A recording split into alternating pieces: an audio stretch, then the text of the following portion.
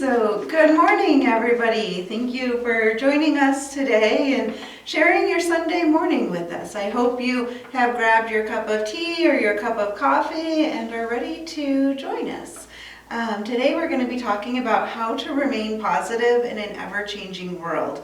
There are so many things that are changing all around us all the time. It seems like in the world currently there's this climate of a lot of apprehension, a lot of anxiety, and a lot of that centered around change and the uncertainty that's going on too.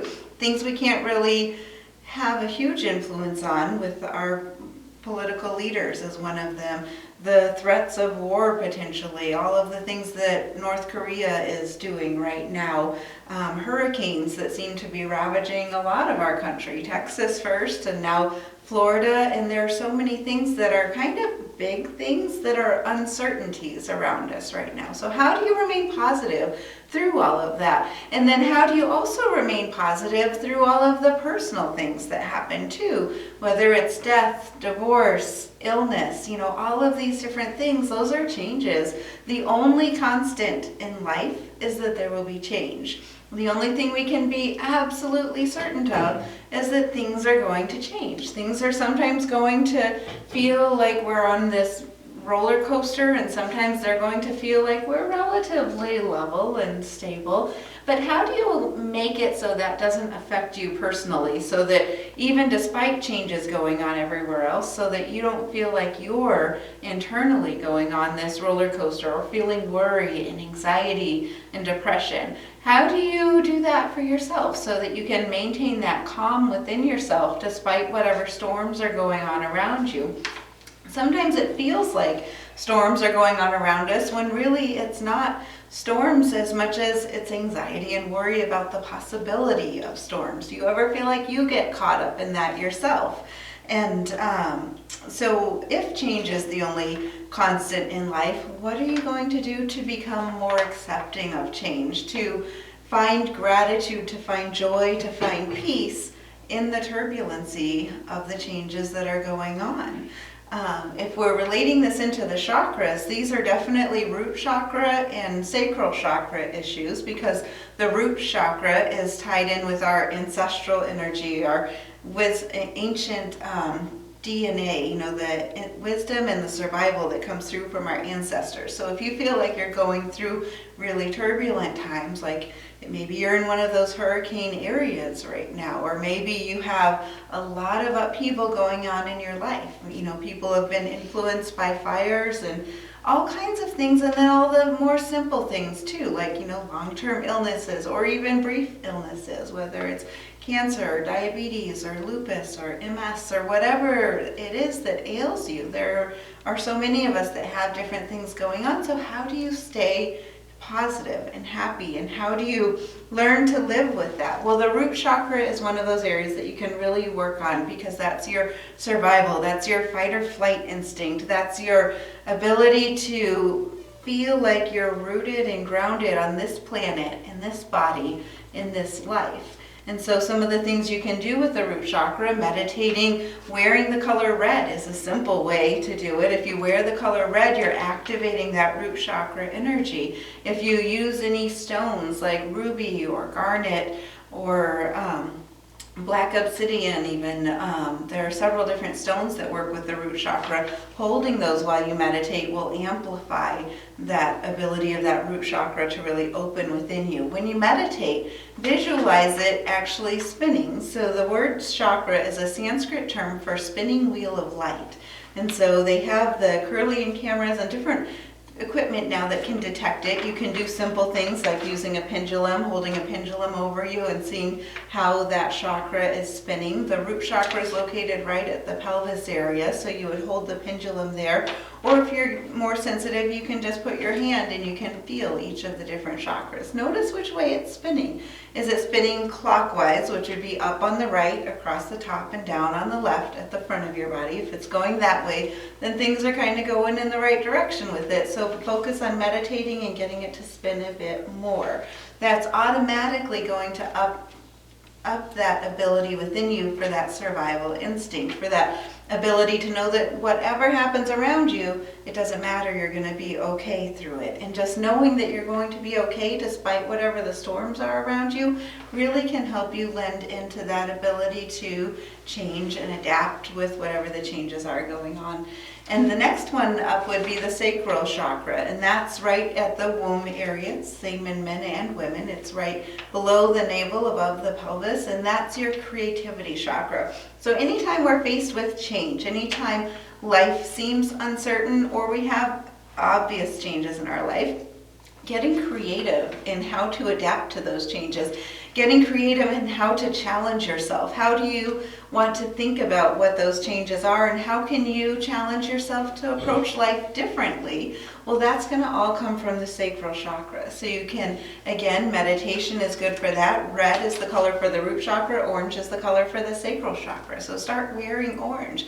Do things simple like eat oranges, eat foods that are orange. You can even do, very simple things like orange jello or orange Kool-Aid, just bringing that orange into your life, using some of the essential oils that are associated with that chakra, and then doing the meditation. Holding orange carnelian is a great stone for that chakra. And so any of those things, I won't get too in depth with the chakras because we've covered that before, and we have that chakra class going on right now too. If you're interested in more about the chakras, join us at Right Natural Health, which is at 1260 South Linden Road in Flint. And those classes are going on now. They started September 11th. They'll be going on for about 2.5 months. We're going to be working on that up there. And you can learn how to harness that power within your chakras. But the main thing is meditation, seeing those chakras spinning in the right direction, drawing that color into your life, and focusing on what the issues are. So is it that you feel stuck and you're afraid to change? And maybe a lot of people are afraid of the uncertainty, or they're afraid to change. They just don't want to break up their routine. And so getting creative really opens up that sacral chakra, and you can get creative and enjoy it. Find new ways to enjoy things. And meditation is such a key part of it, and not guiding and then the other thing with, keep going back and forth between the bigger things or the more personal things. So one of the bigger things that's been going on with the hurricanes lately, I've seen some people that are doing group meditations and group things to try and stop the hurricane. They were trying to send it back out to sea and imposing our will on it, if you can say it that way. It's kind of like feeling like we know best is kind of how it comes off to me, is feeling like we know best and we want to send that out because, it's a natural thing for humans not to want other humans to suffer, of course.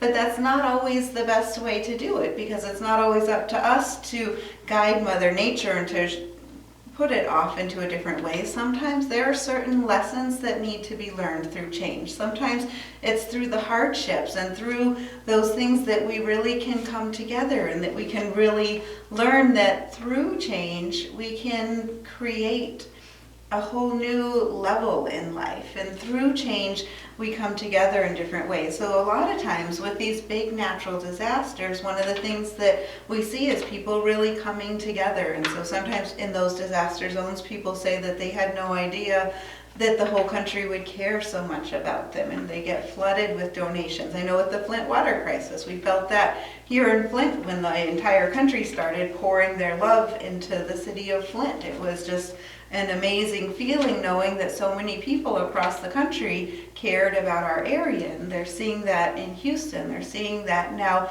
just starting in Florida as the rescues can start to get in and truckloads of donations are starting to get in. And then on a more community level with that, it's people starting to rebuild together, and they're beginning to know their neighbors more. They're realizing how they can work together, how they can bring that village closer together. And sometimes it's through loss. Sometimes it's through losing so much, whether it's an illness or whether it's a natural disaster or even in war areas. Sometimes it's through that loss that we realize how much we have to love and how much can come up within us, how much strength we have within us. Sometimes we have to feel that depth and find that bottom in order to realize how high we can go with support around us or with support within us, and not even being dependent on those around us, but finding that within yourself. A lot of times through challenges, we do soul searching too. A lot of times with illnesses, you can really find time to delve within, to find what really matters to you inside, to figure out what your priorities in life are. Some people, it's once they get diagnosed with a severe illness that they suddenly realize, maybe they've been focusing on work their whole life, or they've been focusing on certain goals that will someday happen, or that bucket list that they've never actually checked off any of the items on. And that diagnosis comes in, and then it kind of awakens something within of, oh, I need to start living life as though this is life right now. This moment, this is life right now. And so hopefully you haven't been facing any adversities like that. But whether you have or whether you haven't, this is the time to really seize those joys, seize that moment, and realize that this is your life happening right now, and find that joy within you. And then how do you find that calm and that peace within the storm, though, too? And one of the big things is having a steady meditation practice. And so when you have that steady meditation practice, you're training your brain, you're training that subconscious part in your brain to learn how to feel the calm, to learn how to find balance within yourself that's not dependent on any outside influences. It's not dependent on, you'll be able to, whether you're in a supermarket and there's a screaming baby that's just driving you nuts because the sound is so loud and you have a headache, well, you'll be able to go within. You can focus on your breath, you can calm your mind within, and you'll be able to tune out all that noise that's happening around you. And it'll be the same thing with when you get faced with really challenging news or things that could send somebody easily into a depression. You'll have trained your brain in a way such that as that news comes in, you can calm yourself, you focus on your breath, you realize that it's not the end, that you can get through this. You find that strength within, you find that peace within. Meditation is such a big key to that. And then learning how to find ways to creatively challenge yourself. So with eating, there's so many people that, because companies have put sugar into all foods, pretty much all packaged foods, it seems like, are loaded with sugars now. So there's an obesity epidemic that's going on in our country, and so many people, probably, I don't know the percentages, but probably like 2/3 of people out there are on some kind of diet, whether it's a fad diet or a life change or whatever it is they're doing. That's so common because this is just the way our foods have changed. So maybe instead of being harsh on yourself, instead of not liking what you see in the mirror, instead of getting frustrated that you can't eat the foods that you want to eat anymore, instead of all of that, see it as a challenge and see where you can, how can you cook fresh vegetables in a way that you've never thought of before? How can you look through the menus at restaurants and figure out foods that maybe you hadn't had pop out to you because it wasn't foods that you were ever drawn to? How can you really push that envelope and maybe come up with your own types of foods? Maybe start going to cooking classes where it's all about the fresh foods instead of packaged foods.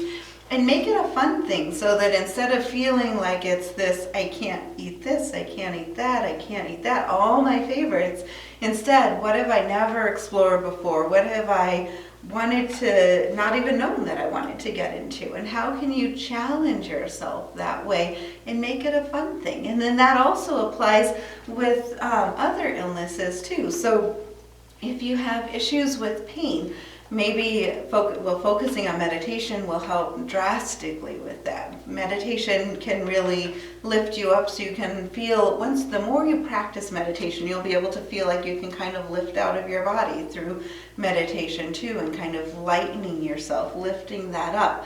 I love the Buddhist story of two monks that were walking, and they didn't have shoes, and they'd been climbing this tall mountain, and one of them seemed to be walking fine. They'd been going for many, many miles, and the other one was starting to get really sore, and he asked the elder monk, he said, "How is it that you're walking fine and you don't seem to need a rest, and your feet seem fine when mine are so painful, and I've got, sores on the bottoms of my feet?" And the first monk said, "Well, I'm not focusing on when my foot touches the ground. I'm focusing on how it feels when I lift it up. So regardless of where you're at, if you're focusing on that foot that's lifted up, well, it's not hurting when you're lifted up, and it's lifted up half of the time." So it's where you draw your focus in life, and you can apply that to so many different things. I use that personally quite a bit in different situations. It's where you draw your focus. And the same thing happens if you're faced with death of a loved one too. You can focus on the sadness and the sorrow of them being lost, which of course can be very overwhelming, and that wanting to reach out on the phone call and just wanting to have one more conversation, one more hug. You can focus on that, and it can take you into a really deep depression. Or you can focus on how you can let their legacy live on through you. How can you allow their life to continue to matter despite the fact that they're already gone?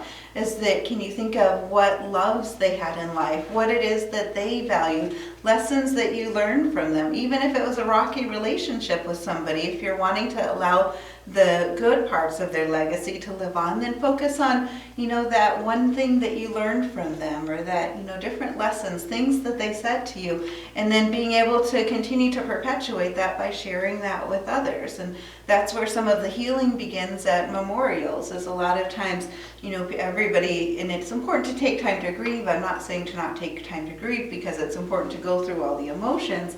But at memorials, people will start to share stories, and that can be very healing, talking and laughing and sharing about what you remember about the person. And usually a lot of it's, the good things that you remember about the person. That's what can often stick in our minds afterwards. And so choosing, instead of mourning the fact that they're not here in a physical body, but instead honoring their legacy and letting that live on through you by bettering you as a person and helping to assimilate the lessons that you learned from them, or the things that they valued and loved, and allowing that to continue to live on. So any situation you choose, there are ways to remain positive with that, to choose to keep it going in a positive way, and being able to flow with those changes. I was talking to somebody recently whose office was being completely redesigned. So they had, they're on two different sides of the street and in different parts of the buildings too. And so a lot of the people, most of the people in the building were very upset, because they wanted to work next to the people that they've been working next to for a long time, and they want the office that looks like what they're used to. And they just were very frustrated with it. And my friend was really excited about it, because she happens to like change, and she was trying to tell people, no, this is going to be a good thing. This is exciting. You can redesign your office, make it look like whatever you want. It's going to have a better flow, because of the reason they're redesigning it is they're thinking that the flow will be better for the work patterns for people. And so, of course, fast forward a couple of months, and now we've gotten past that rockiness of the change and the uncertainty of, am I going to like who I'm next to? Am I going to be okay? What's my window going to be like? Will I not have a window? All of the different uncertainties. How far will I have to walk to get the memos over here? Well, 2 months later, and they're all settled in, and they're really happy. And the vast majority of them are quite pleased with where they're at, and they feel like the flow is better and things are good. And now it's, that whole uncertainty and that whole upheaval and that all that anxiety is gone. But maybe instead of having that anxiety, how much easier would their lives have been, their evenings after work when they were stressed about it, if instead they said, I'm just going to take a breath, I'm going to breathe, I'm going to trust, I'm going to see where it goes. And if there's an issue with it after I moved in and after things are settled, then maybe I'll address it, and maybe we'll be able to fix it at that point. Instead, how much more enjoyable would that time have been? Because each moment, each day that we have is the only essence of that moment and the only essence of that day that we have. And so how do you spend each moment in your life? Are you spending each moment with the anxiety? Are you spending each moment with peace? Does it fluctuate a lot back and forth? Are there ways that you can maybe focus in more on your breath anytime you feel that anxiety, anytime you're watching the news and you're uncertain and you're anxious about what's going on in the world? Maybe instead with the news you might want to turn it off, because that can actually put a lot of negative thoughts into your head. But if you choose not to, instead that can also be a challenge to you to focus on breathing and to realize that you can just breathe. Know that it's not in the middle of your life in that exact moment. Know that you can do certain things to change too. So you can send light out to the world. You can focus on sending love to disaster zones. Going back to where I started with that, I don't necessarily feel like we should try to impact the path of a storm. If something's coming in, I think that Mother Nature, I think the universe knows what it's doing with things like that, and what it's, the impact it can have in people's lives, and the opportunities for learning and growth that can bring. But instead, I do think it's also great to focus on sending love, sending light out to those people that are impacted by it, so that they can have that little extra boost of strength, that extra boost of energy, that extra boost of love that you can send out through that energy. Because we are all connected, we are all energetic beings. We are all, we have this physical body, but the essence of who we are is an electromagnetic energy. And with that electromagnetic energy, we are all connected with each other as well. So when you send those thoughts of love out, when you focus on sending that light out, that will go out and it will touch somebody who needs it, somebody who's open to it. So that's a wonderful way to have an impact on disaster zones like that. You also can feel very empowered by knowing that your attitude is something that you can always control.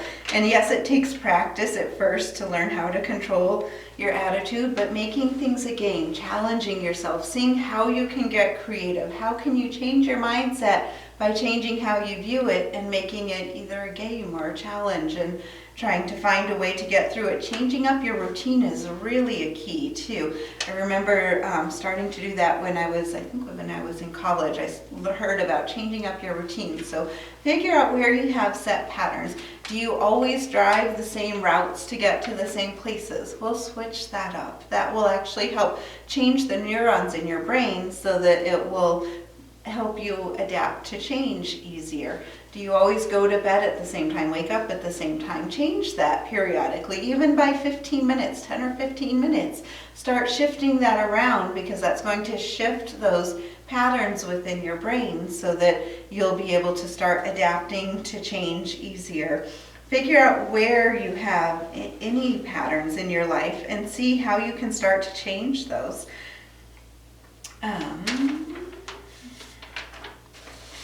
And then making a list of the habits and the routines you have also can help. Driving, eating, what friends you talk to. Are there friends that you like to talk to more that you don't reach out to very much because you're used to talking to certain friends all the time? Maybe reaching out, inviting some of those other friends on the outskirts in more. The places you eat, the brands you use. Figure out where you have habits that you tend to stick to and start switching that up and see how that frees your mind, and then listen to that dialogue within yourself too. Are there certain things that triggers where you think, well, I don't want to do that because I'm used to that. I like to always drive the same way because that's how I know to get there. I always buy the same brands because those are the ones I like. Well, listen to that dialogue and then ask yourself, well, what if I changed it? What if I switched it up just a little bit? What if I just check it out? What's it going to hurt? And then try to do that. We have so many things in our lives that are cookie cutter, our version of romance, the way houses look, foods. We have so many cookie cutter things. So challenge yourself to be different. Challenge yourself to accept and embrace those differences as well. We may not be able to control things like what North Korea does with their missile tests, but we can control how it affects our lives. We can control how much we allow it to dominate our thoughts, and we can control how much it shakes our stability versus how much we acknowledge that it's going on, because you don't want to just turn a blind eye to it either, but to recognize that it's going on while also staying rooted in knowing that you are who you are and you can face whatever comes. You can handle whatever comes.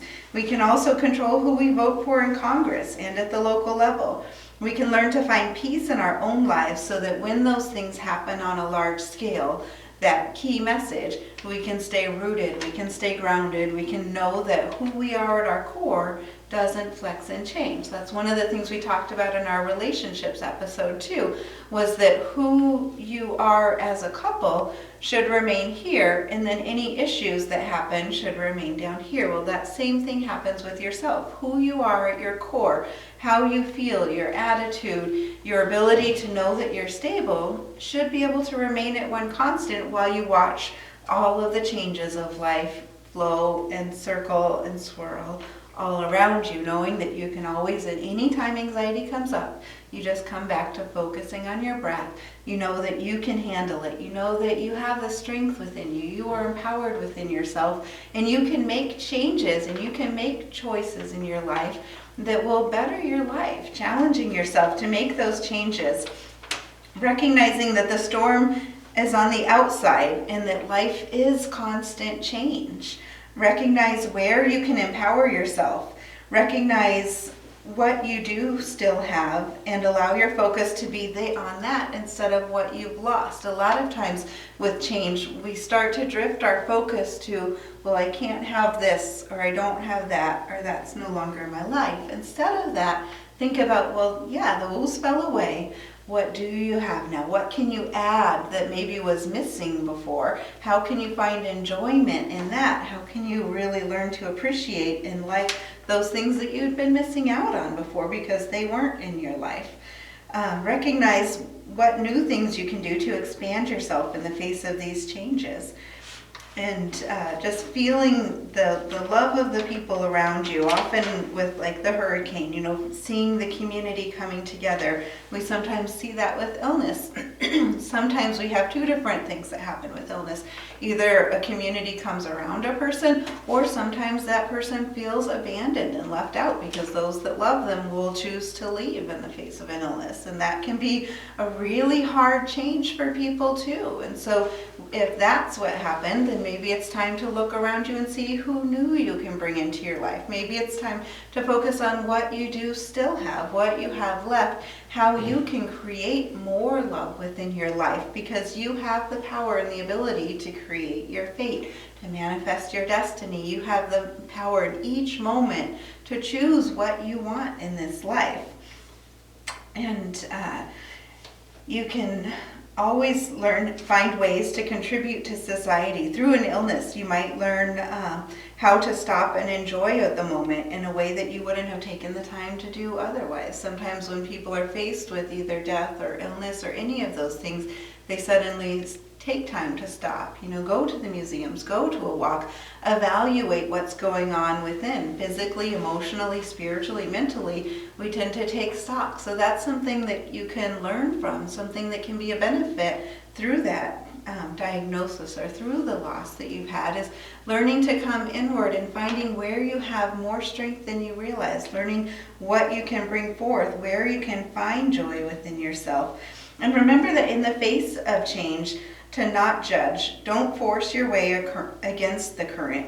Find the calm within, because if we try to force our way against the current of life, if we try to fight against that flow, fight against the change, then that can be quite a hard struggle, and we will feel like we're trying to push forward and we keep getting pushed back. If you're in one of those situations where you feel like you keep doing things to try and change and you try and move forward and you keep being pushed back, maybe you need to evaluate what other direction you can go instead. Get creative again with those solutions. Get creative. Maybe talk to somebody if you're not figuring out how you can be creative.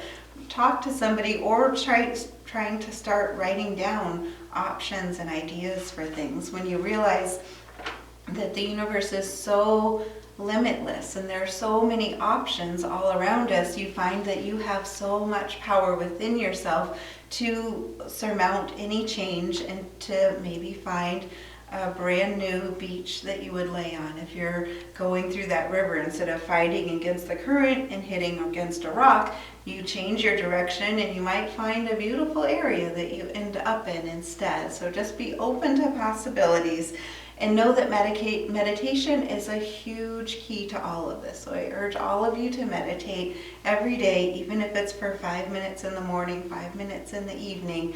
The more you meditate, the longer you meditate, you're actually training those neurons within your brain, opening and solidifying those pathways so that you can have that calm within yourself to face any storm. And with that, I think we are going to close. I appreciate you. Yes, I appreciate all of you for watching this, and if you would please like our Facebook page, subscribe to us on YouTube. If you haven't already, hit that bell button on YouTube and then let it know how many times you want to get notifications. Do you want all of the notifications or do you want some of the notifications? I hope you've also been enjoying the Tea with DNA segment that we've had. We just posted our 3rd episode of that. We're doing Tea with DNA on Tuesdays on YouTube. That's where we're dissecting and getting really into the science side of metaphysics. So I hope you've all enjoyed that. We love your comments down below. Any feedback you have, any suggestions for future episodes, please let us know. Thank you. Have a great day.